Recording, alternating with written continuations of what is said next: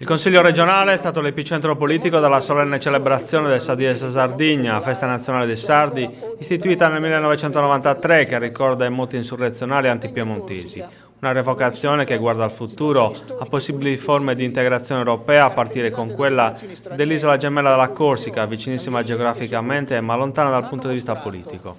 Una Sardegna terra di emigranti per motivi di lavoro o di studio che nel nuovo millennio potrebbe diventare meta di flussi migratori.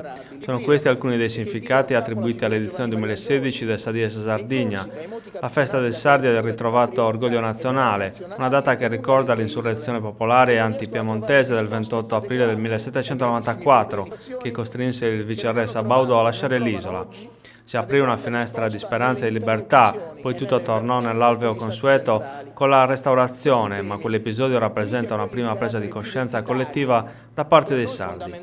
Le celebrazioni istituzionali dell'avvenimento si sono concentrate in Consiglio regionale, con una seduta solenne cui hanno preso parte le massime cariche istituzionali della Corsica, con in testa il Presidente dell'Assemblea Guy Talamoni.